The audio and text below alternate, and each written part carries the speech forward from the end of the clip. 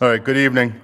On behalf of the Police Station Advisory Committee, I want to thank you all for attending tonight. I know the weather's a little tough, but not as tough as the last time we had this schedule. We had a blizzard on our hands, so appreciate you all coming out. We're looking forward to a productive meeting here tonight. Briefly, just wanted to recognize some of the folks that are here. Bob Miscali and Jack Richardson from the Select Board. Town Manager Mike Renshaw is hanging out in the back. And Police Chief Jeff Lowry and some of his staff are here, along with members of the Department of Public Works, Peter McConaday and Greg Endicott, who have been instrumental in this endeavor so far. Tonight, our goal is to update you on the current status of the police station project, but more importantly, to hear your input as abutters and community residents. And we're going to open the floor for questions after a presentation. So presenting tonight, along with myself, is Captain Doug DaCosta from the Police Department and Matt Salad from Tecton Architects. So regarding the project schedule, before we get into that, just, briefly recapping last year's progress. At the beginning of January, the Police Station Advisory Committee was formed. We met approximately every 2 weeks along with the town administration and department heads and the Falmouth Police Department working group. We reviewed a number of parcels of land throughout the town, and in November, the Select Board approved the 100 Brick Hill Road as the site for the new police station building. So the project schedule is as follows. We had a Select Board update on January 28th. We had a community forum at the Herman Room at the library on the 2nd of February. We have tonight's community forum here at the Senior Center. And we have a Select Board update scheduled for Monday night, the 23rd. And we'll have another Select Board update in April of 2026. Schematic design estimates are due in first of the month. Schematic design is the initial architectural phase in which the project programming conceptual ideas are translated into preliminary scale drawings, start getting an idea of what we're going to do. Design development estimates are due in June, the middle of June. Design development phase refines the schematic designs into more detailed plans, bringing the gap between the conceptual vision and the final construction documents. This includes finalizing material selection, structural materials, and other mechanical systems in the building. Construction documents are due in August, and the construction documents are pretty much the final set of plans on how to, we're going to build this thing. It includes schedules and specifications and whatnot going forward. The town meeting and the ballot referendum. On Monday night, March 23rd, the Select Board will discuss scheduling options for the town meeting and an election ballot for this project. Given the significance of this decision, we hope the Select Board will provide a clear guidance on how to move forward, potentially at their meeting following the meeting on Monday night, the next meeting after that. All goes well with the ballot referendum and town meeting. We're looking to put this project out to bid on the 1st of January through the 14th of February of 2027, with a potential start date of construction in March of 2027. Currently, phase 1 environmental site assessment was completed in January. There was no areas of concern noted during that assessment. The geotechnical borings, Geotech, the company was coordinated with Greg Endicott from the DPW for test pitting, and we thank the DPW for providing assistance to get that project done. Those test pits were done on February 19th, and borings were completed last week. Site survey has been completed, and there's also a traffic study underway for Route 28, which we expanded to include the Oxbow Road section. That's being handled by Peter McConaday and the Department of Public Works, that traffic study. It's kind of outside of our scope of the project, but Peter's helping us in providing input on this project for it as well. Defining the need for the police station. This is a kind of a brief review of what got us to where we are. This slide represents the current community campus where we are tonight in the Senior Center, which is the small purple building, and then right next door is the police station. That blue area represents the area of the property that we're on today and represents the area that the police station's using, which we've all determined that area is too small and it wouldn't accommodate a new police station facility given the size it's required to meet the operational needs of the police department. This slide represents the 4.5 acres that are going to be required for a new police station, which would include parking in the outbuilding and the proposed station itself. And we kind of fit this on the existing properties to show you the amount of area that the new police station would take up compared to where it is today, and obviously it doesn't fit on this community campus. So with that, defining the need more of the staffing assessments, there was an internal staffing analysis done by Captain Doug DaCosta from the police department, and I'm going to turn the presentation over to Doug to explain the staffing needs for the department. Good evening. So in addition to our building needs, we had to define why we needed it and what type of staff we needed. So in 2025, we looked into how our department was formed on the basis of different applications like population, crime rate, and so forth. So the study recommended a strategic personnel improvements to address increasing community needs, emphasizing traffic safety, investigative capacity, community engagement, as well as aligning ourselves with evidence-based practices to boost operational efficiency, officer wellness, and public trust.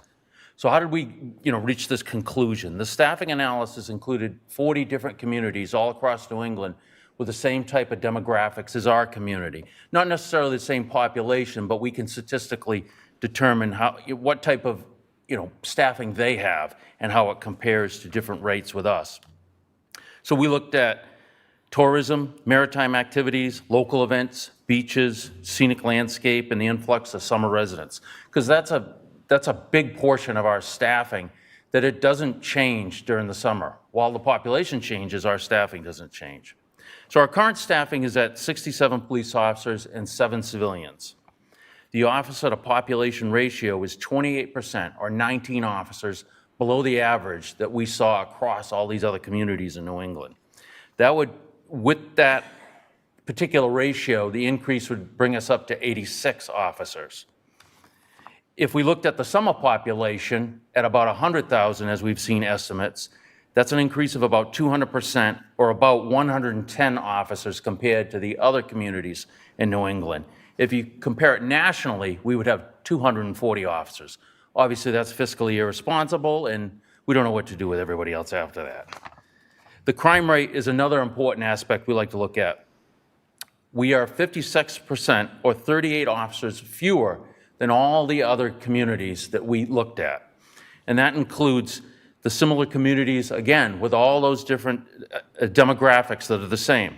This means our department should be at 105 officers.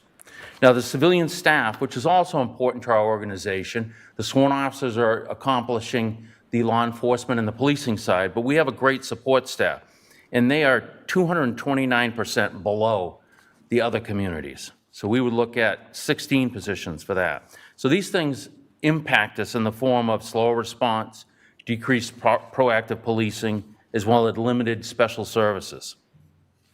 To address these shortfalls, the study and our review of the study recommend a gradual staffing increase of 19 sworn officers and an additional 11 civilian.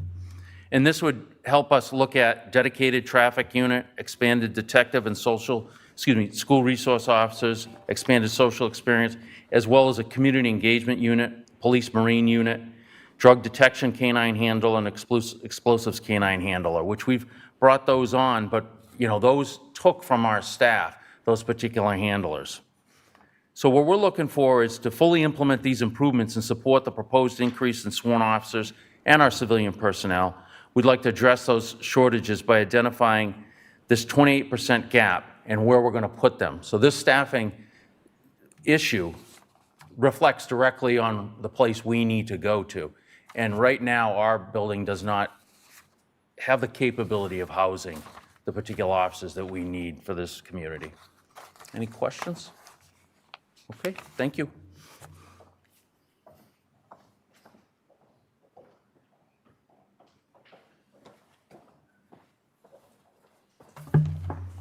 All right. Good evening, everybody. My name is Matt Salad. I'm a project manager with Tectite Architects. I'm managing the design side of the project.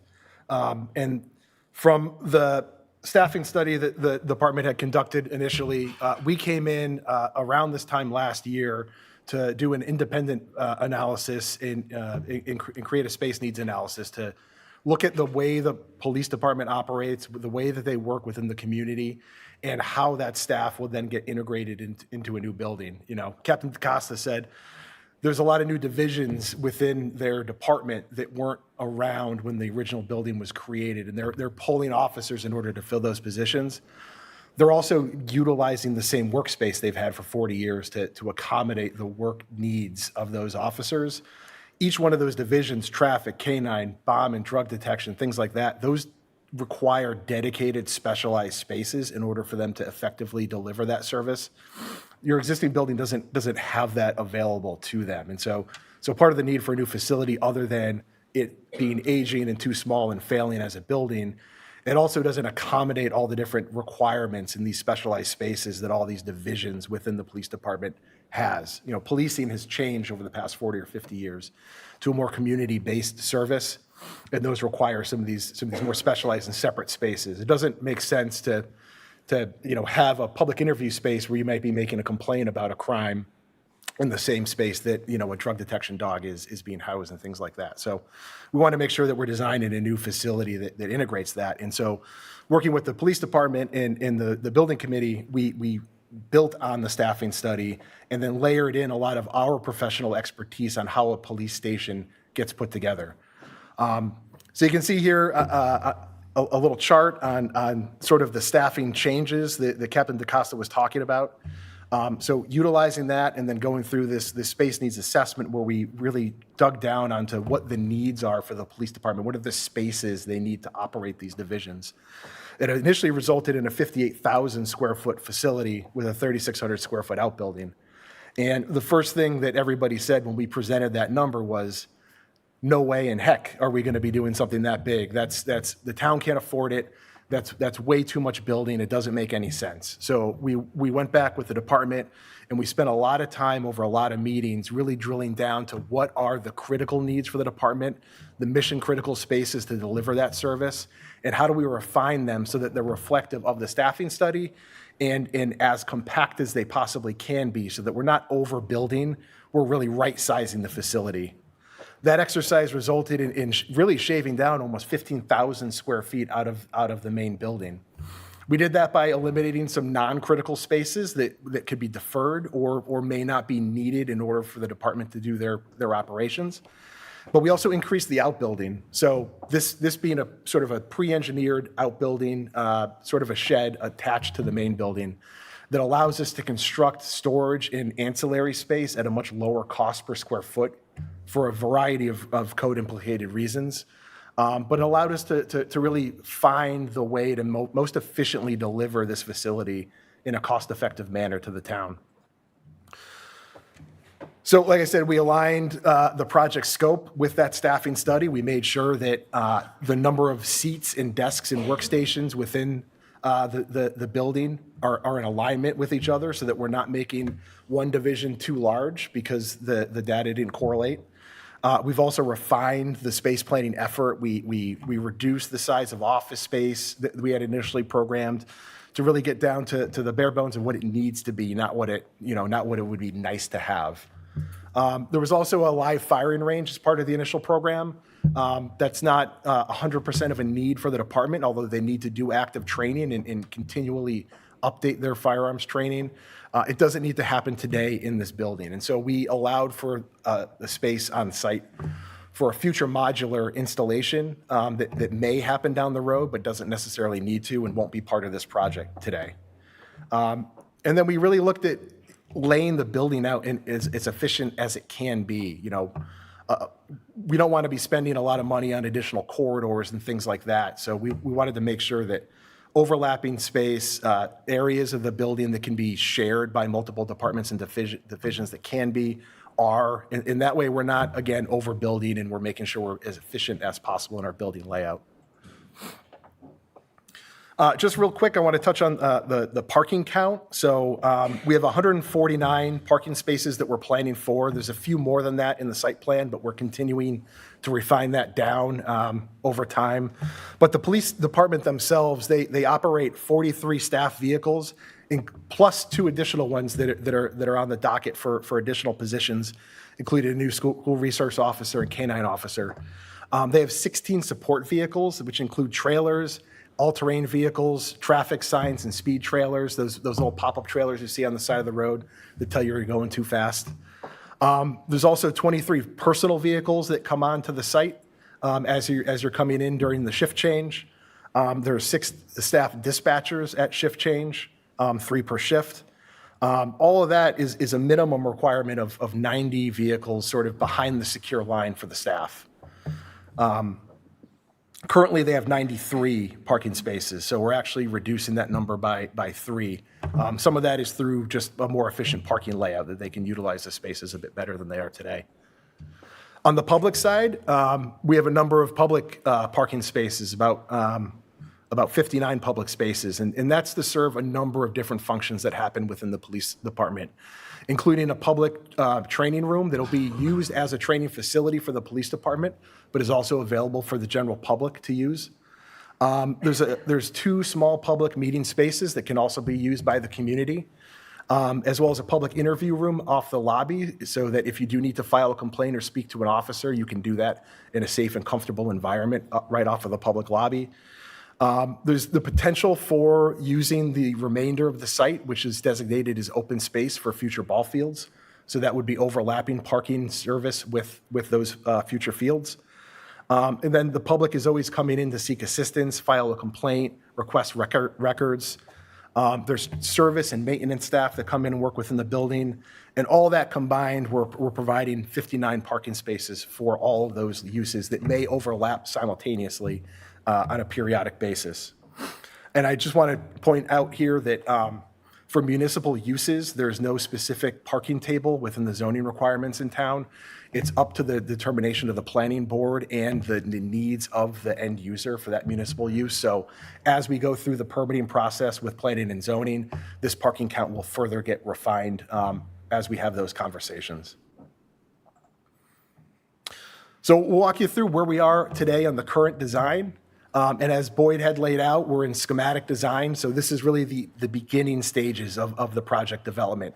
Right now, we just submitted our initial documents to 2 separate independent third-party cost estimators to give us a real sense on what the cost of the project is going to be. We've been using sort of rough, similar cost analysis for similar projects, but this will really get us down to what is this project going to cost the town of Falmouth.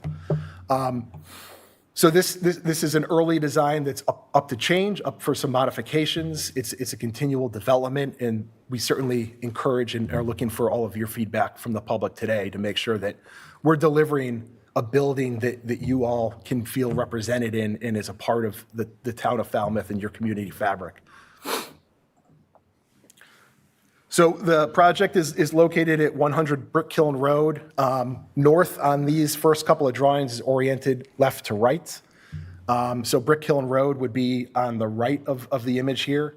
You can see in the green the area where the sewer lift station is currently going to be constructed starting this spring.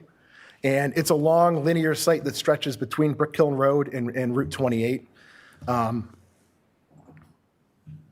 It's had a lot of history. In the 1950s, this was an airfield, the T-Ticket Airport, where it was completely clear-cut and used as a landing strip. Following that, it was used as a drive-in movie theater, and for a couple of decades now, it was set vacant since then. So we're trying to really limit our area of development on the site. Again, one of the main driving factors for limiting our development is preserving as much open space on the parcel as we can for future ball fields and recreation and things like that. So you can see on the top right corner, there's that lift station project that's going to be going on. The bid had just been completed, and our area of development is really trying to stay as tight to Brick Kiln Road as we can to preserve as much of that open space. You do see a blue line that circumvents the site back to Route 28. So part of the lift station project will be installing a sewer line that goes underneath that blue line, and we'll be taking advantage of that previous clearing to install a secondary access point for the police department's use so that they can get access, one, to Brick Kiln Road, but then also to Route 28 if there's ever a traffic backup and things like that. So this way we're not preventing the immediate response of the police department from their site if there's ever an emergency that they need to get to. So two ways off is ideal, and we're able to accommodate it without much extra site development because it'll be previously cleared as part of that lift station project. So now the plan's rotating 90 degrees. It just fit better on the slide. So this is effectively our area of development on the site. This is a little bit zoomed out. We'll zoom in a little bit closer on the next slide. But I wanted to give you a sense of Brick Kiln Road, some of the adjoining parcels here, the development project that's ongoing is essentially right through here, right across the street. You can see that clearing on the overview there. Lift station project off to the left, and then our site development. So zooming in a little bit further. So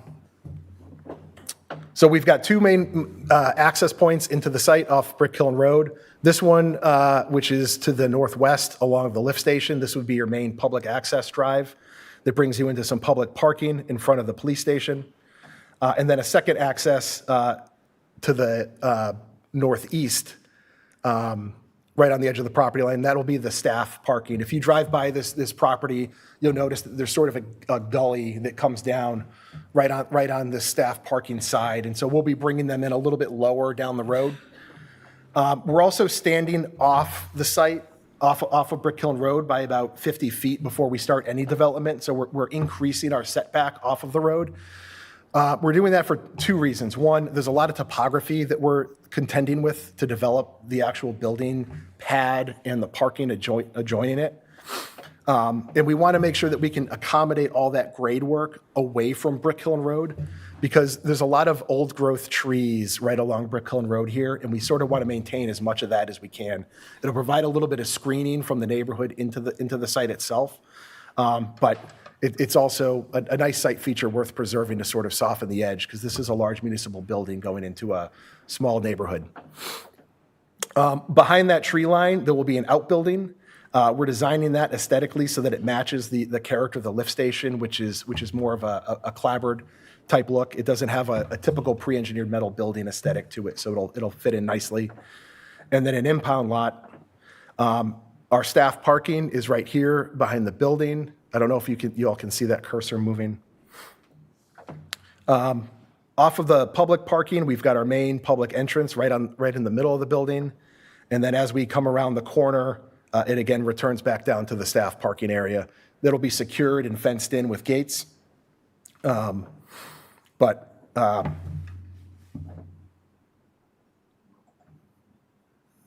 So I'm going to turn it over for the next few slides to Tyler Arshevsky. He's a project architect and designer for this, who can walk you through a little bit of the character and aesthetic we're trying to create with the architecture.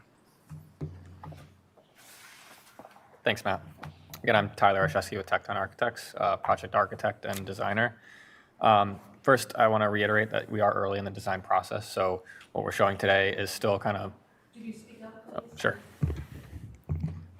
So again, my name is Tyler Arshevsky with Tecton Architects, project architect and designer. I wanted to reiterate that we are early in the design process. We're in schematic design, so we're just kind of the beginning of where we're defining what the exterior vernacular of the building is going to look like. So it's early, it's broad strokes, and it is subject to development throughout the course of design as we receive feedback from the town, the police department, and the community. The context of the site is pretty residential, so we're going to try to pull from some common residential components that you see in coastal architecture, with steep pitched roofs, dormers, as well as the use of some traditional materials like clapboard and asphalt shingles and some shingle siding. That being said, we do want to incorporate some more contemporary details and use of those elements like dormers to help it tie into the more modern and contemporary police facility that you're getting. You know, it's not the scale of a house. It's much larger than that. So we need to be able to incorporate some different details that help fit with that scale a little bit better.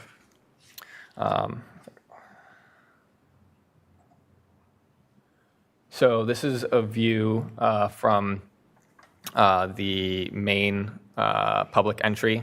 You can see that building right in the foreground, that is the lift station. And then beyond that, in the background to the left, is the current design of the police station. You're just seeing the outbuilding kind of poking out from behind the trees. So it is. You kind of get the idea, the sense of how far it is set back from that main road. So it is not right up at the frontage. This is a view from the staff entry down in the gully, looking up at the building. Again, it's set back pretty far, and we're trying to preserve as much of the existing tree growth that we have up by the front of the road. This is a closer view, so you can actually start to see what the architecture is heading towards at the moment. So we're using, it's a two-story building, but we're using a steep pitched roof along the majority of the building and bringing that down to the second floor level and building out the second floor with dormers. So it really brings the scale and the eye down to fit better with the local residential context.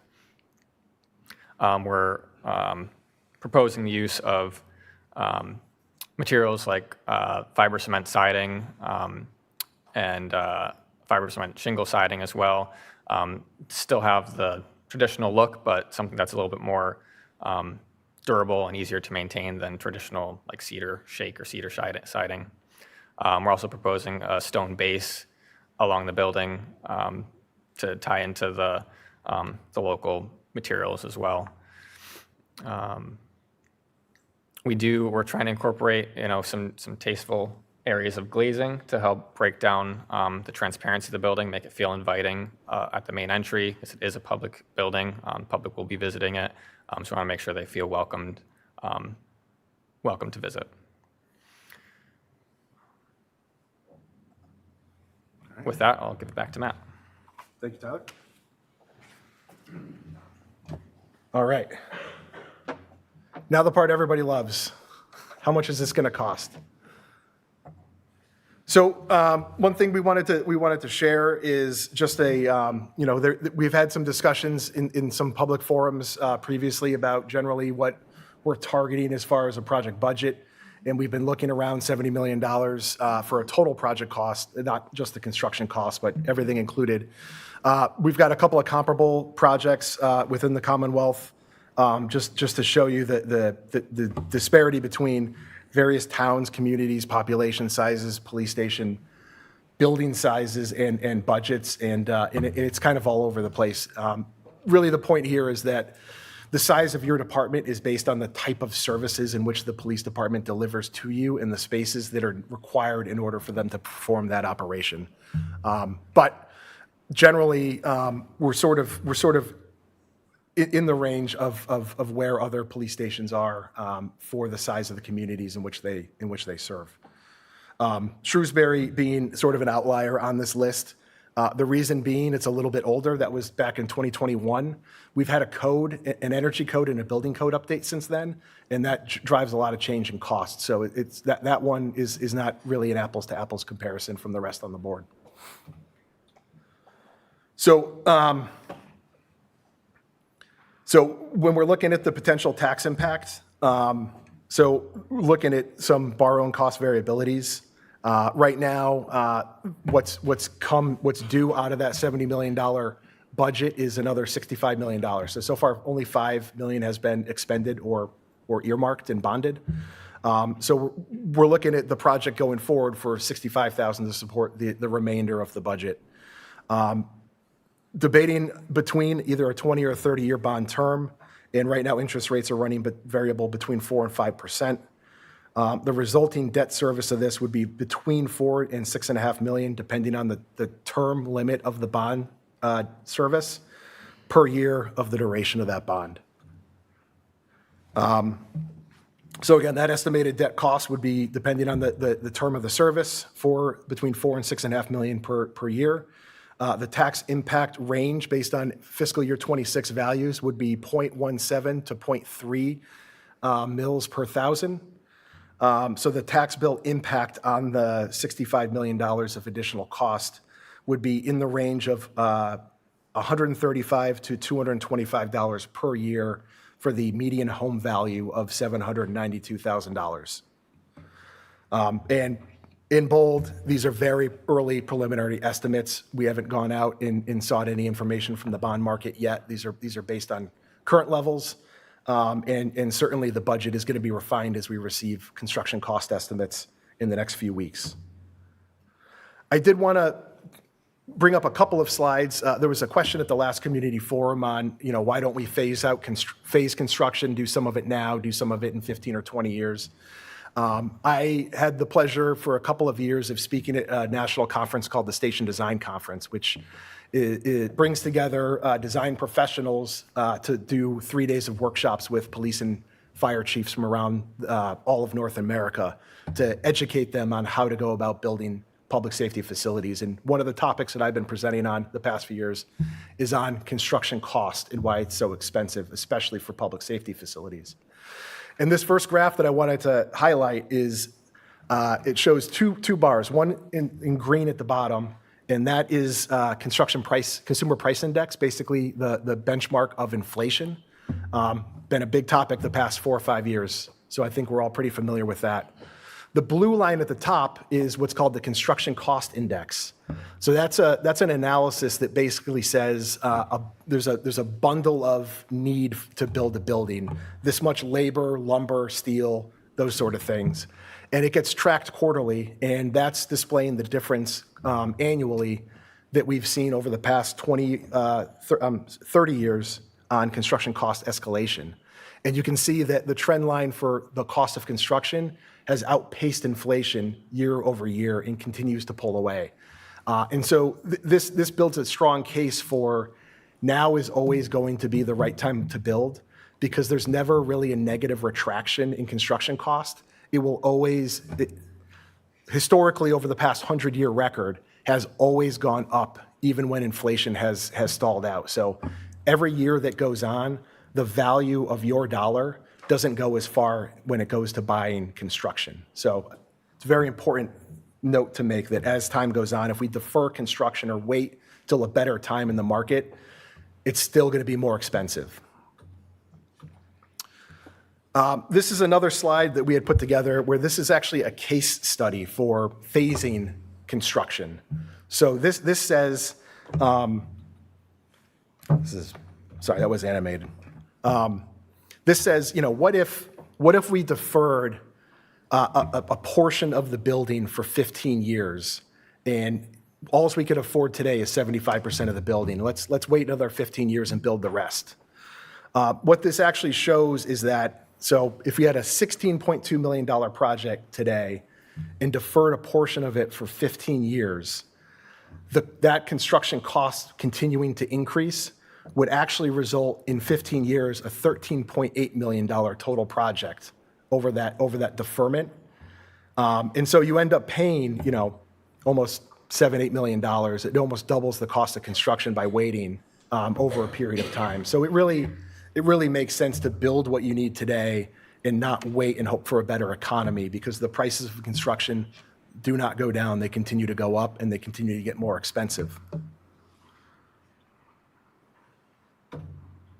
And that is it. That was a lot of information fast. So please, any questions or comments you may have, if you don't address it today, or if there's somebody that's not in the public today that's reviewing this presentation, at the bottom is the email to the advisory committee's email account. Any comments or questions in addition to tonight, please feel free to use that at the ready. We want to hear from you. We want your feedback to make sure that this is the right project for the town of Falmouth. And with that, we'll take any questions or comments you may have.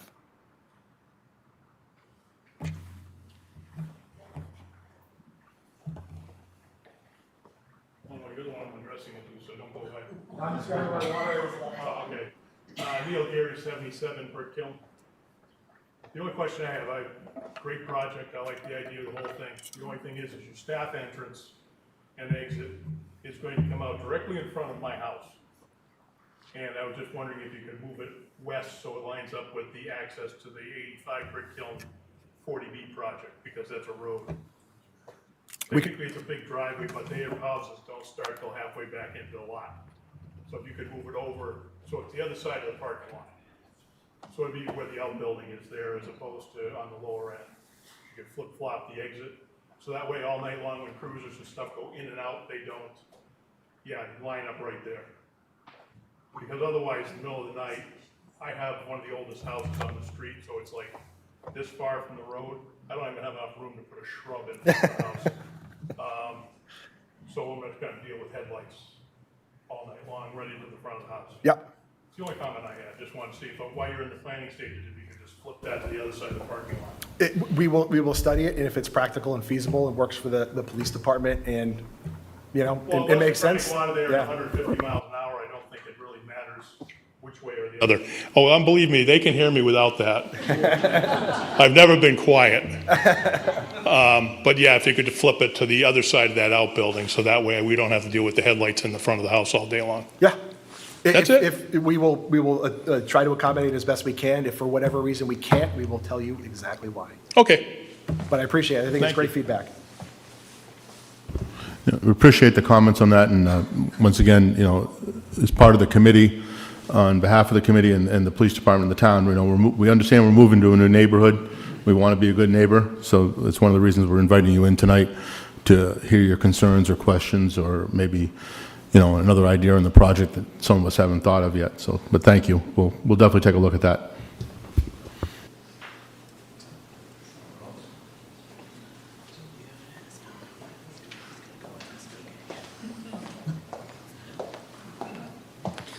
I'm Mike Souza, 52 Brick Hill Road, a butter. The cage there for the impound lot cage, can that go on the backside? Because you're going to have wreckers coming in at, you know, midnight, 2 in the morning, dropping cars off at that impound lot. Can that go in the back of the lot? And same with what's the other one you're calling it? The outbuilding? The outbuilding? Shouldn't the outbuilding go out back instead of towards the front of the?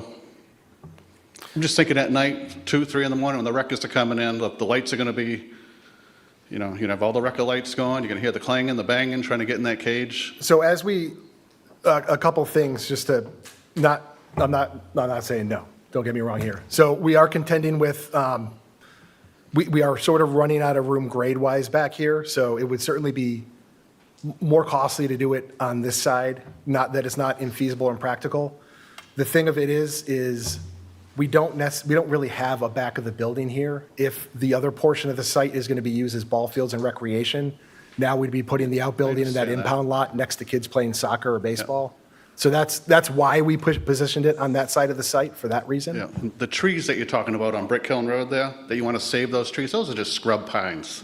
Those should be eliminated and replant that whole front, you know, make it look nice, not just leave the scrub pines and the brush stand there. That's fair. And the other thing, that bottom part there with the public parking in the very back, you're going to have cruisers trying to get out to 28, and you're going to have grandma trying to park in the public spots with the cruisers. The public shouldn't be beyond that road heading out, I feel. The public spots, On this road here? yes, see at the very bottom there? These Those- ones. Those public parking spots there too? Yeah. Yeah, why would you want public to park there when if cruisers need to get out on 28, they're not going to, they just want to go. They don't want to be dealing with people trying to cross the street right there. Yeah, I don't think we need as many that we're showing here. This is probably where we're going to peel some back. We do need a few here because, not going through the full plans, but this is essentially the back door for the lockup. So this is the detainee release for anybody that gets bailed out. But yeah, we don't, Is there gates going down? Is there gates there? there will be gates, yeah, gates and fenced in. Okay. You would think the gate would be up towards more, you know, beyond that exit. But either way, I love the project. I love it being there in that spot. It's perfect. And anything about the lighting, the parking lot lighting? So we're still working through that. I can tell you that everything will be dark sky compliant and we'll have full cutoff well before the property line. Okay. Nothing shining in our neighbors' windows. We don't want that. How much is the added cost to do the shooting range? I think this is the time to put that in because, you know, in 3, 4, 5 years, we'll be coming back. Well, we're going to have it ready, so it'll have conduit, it'll have everything provisioned so that it can just be landed a slab poured and put on, but it's several millions of dollars. Is it? Yeah. I'd love to see that all, just one deal done, instead of coming back 3-4 years asking for more money to do that. Yeah. But, very good, thank you. Thank you, appreciate the comments.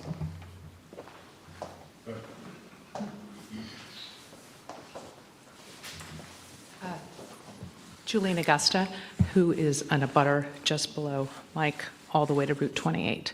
So I'm going to say publicly what I said privately to you, which is that this conceptual site plan is different than what was presented at town meeting. At town meeting, this footprint was much narrower and was more linear, as is the entire lot.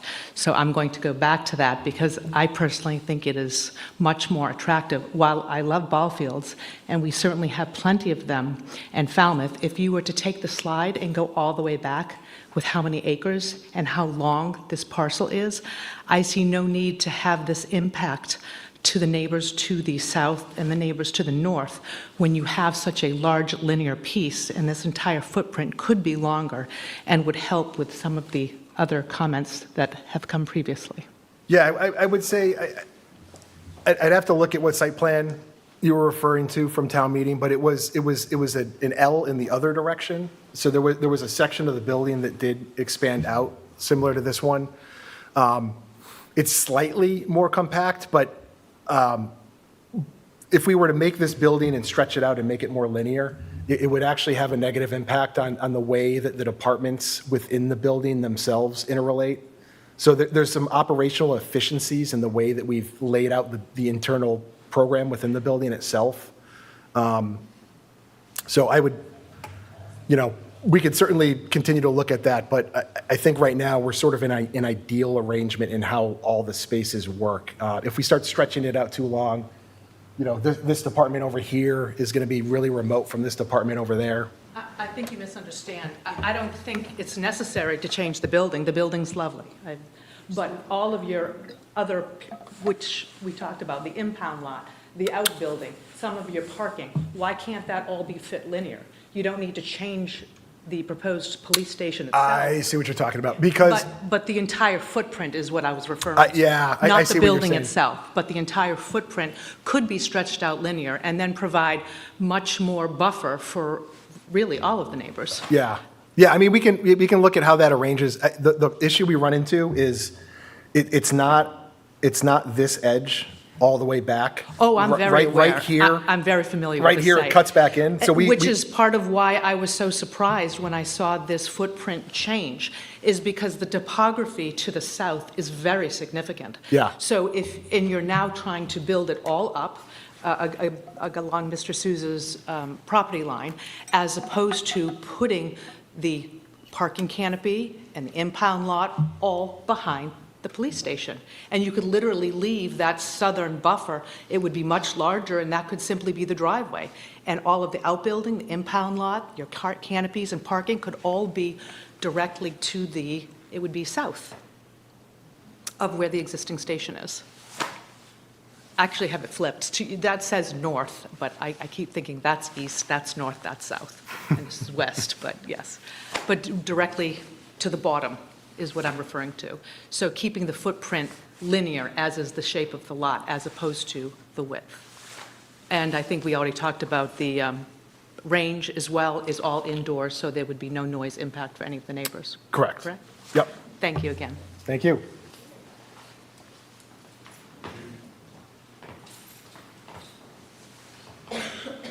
Just wanted to address a few things. When we talk about staffing, especially in the summer, years ago before POST, Police Officer Standards and Training Commission, we had summer officers, somewhere between 20 and 30 officers that would augment the shifts, and we're much busier now than we were then in some respect. We don't have any of those officers now. So how do we manage policing you folks in the summer? We had 7 CSR, community service representatives. They have no police powers. They write parking tickets to people, help people cross the street, things like that.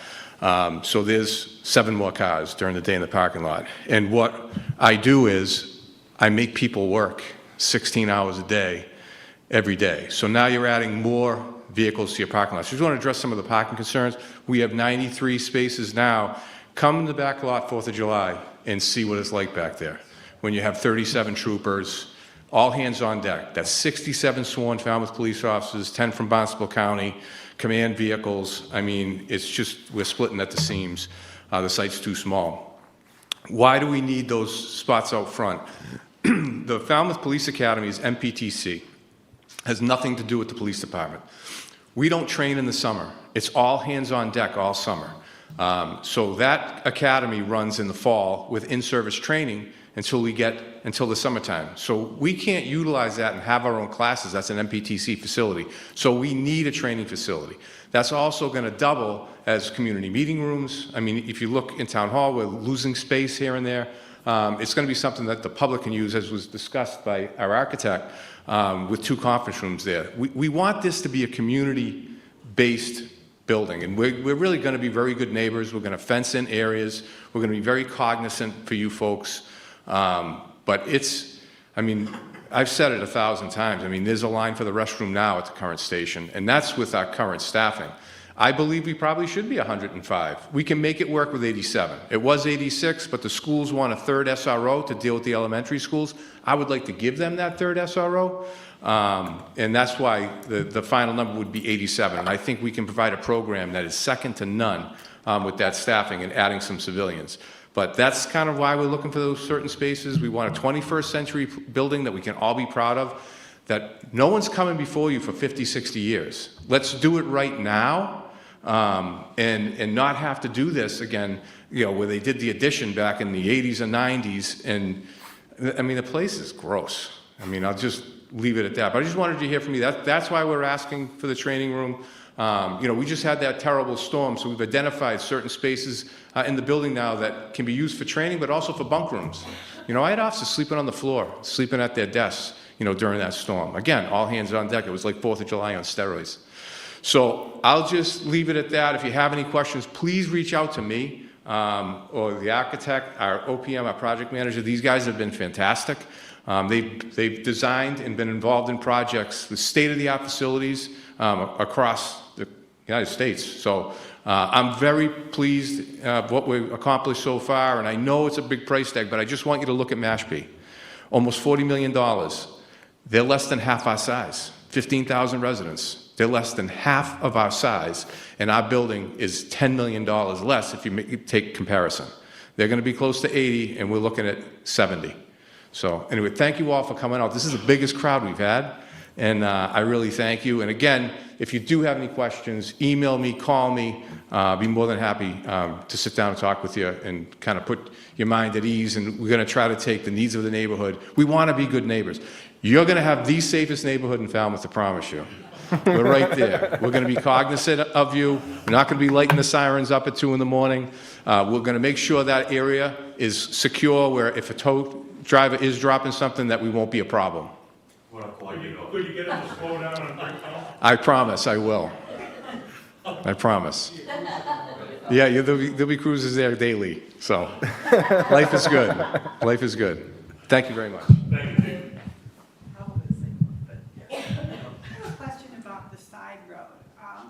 I live on Oxbow, so I'm concerned also about traffic, and I was pleased that you're going to be doing a traffic study, including Oxbow. So, yep. I was just real curious about how you access 28. So we're going to access 28 right by the lumberyard. The exit, it will be police only. It's not going to be a street. What I plan on naming it is Officer John Busby Way in honor of his sacrifice. But it's going to be an exit to 28 for police vehicles only. We'll be utilizing that a lot, which will take some of the stress off of Oxbow and Brick Hill. So that will be your main egress? They'll both be the main egress, but I see us using 28 quite a bit. I mean, it's going to be easier for us to get out, and that's where a lot of our calls are, you know, in East Falmouth. And like I said, as far as the tax increase, listen, I live in Fisherman's Cove, I get it, I got some skin in the game, but this is a needed project, and I'm willing to pay my fair share, and I know we're asking a lot, but it's an awesome staff. They just deserve this. This isn't about me. This is about 50 years from now. So I can't thank Peter and his crew enough, Greg Endicott, the town manager, our working team, our inner working group, which is Deputy Chief Lowen, and Officer Captain DaCosta and Detective McGuire. We're working tirelessly on this. I promise you, we're not going to waste your money.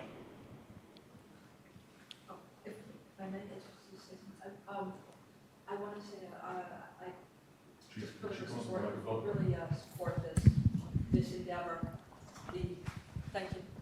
I just want to mention, I worked at Mass Maritime for 20 years and in the emergency management department, and one part of my job was to take cadets out, and we would work with law enforcement and fire department for exercises.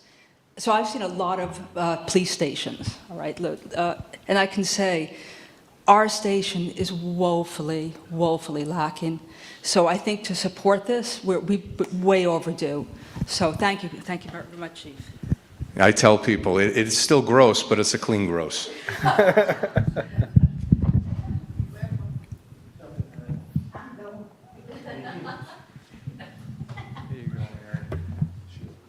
Now I want to talk to everybody here. I did 22 years as a dispatcher for the Falmouth Police Department. I finished in the basement in communications. I want to tell you firsthand, that building sucked. There was mold.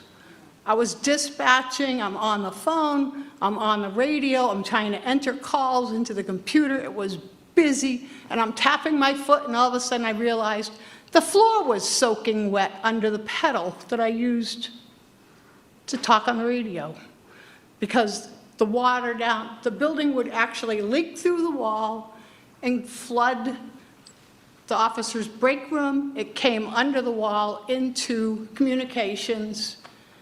And I found time to get up and find a mop and a bucket and clean it up. But there's been mold in there. I have allergies, and I'd go into work and my eyes would puff up and tears come.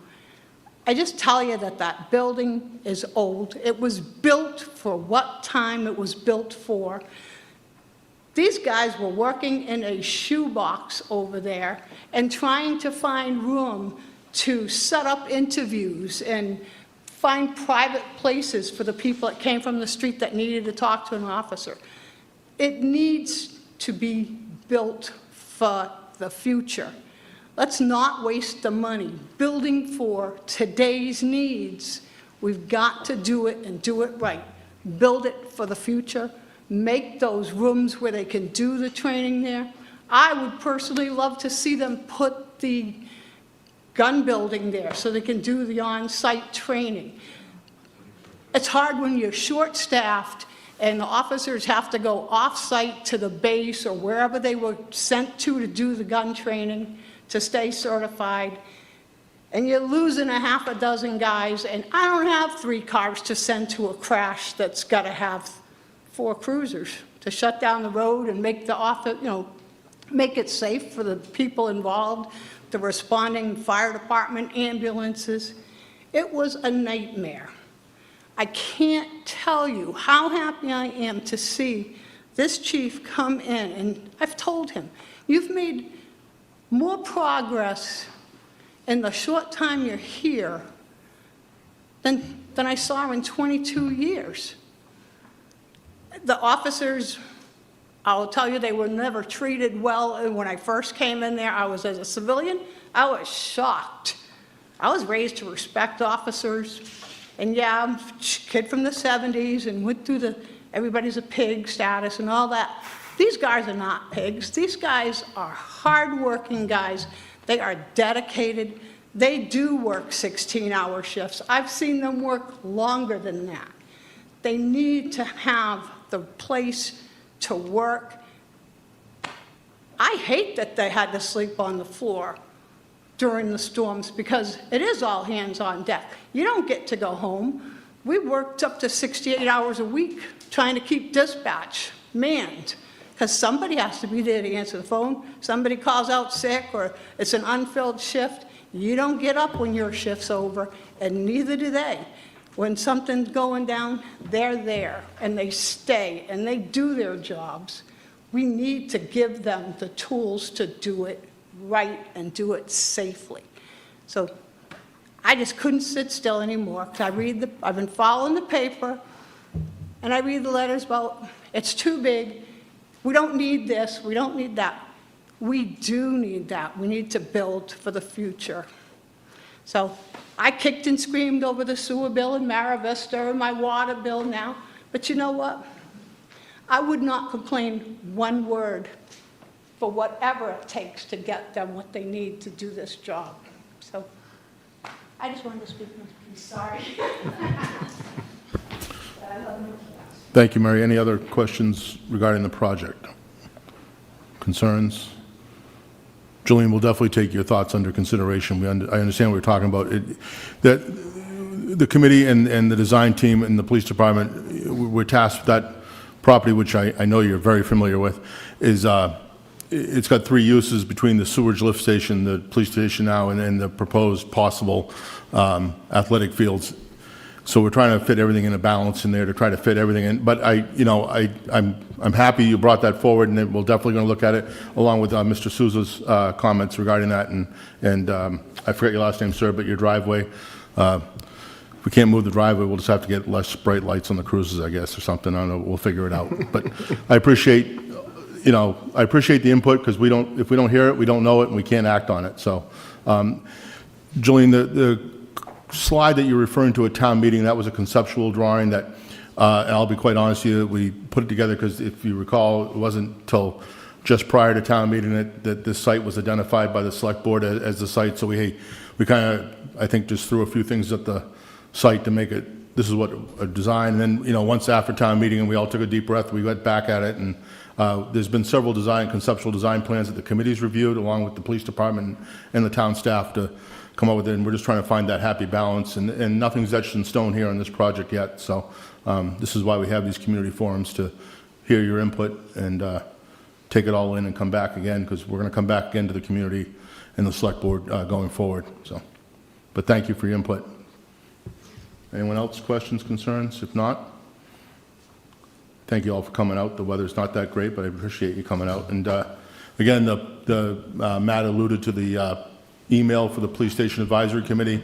As long as contacting Chief Lowry and staff, the Police Station Advisory Committee, that email goes to several members of the committee and town staff, and we can get an answer. If one of us don't have it, we'll certainly get the answer for you and get back to you.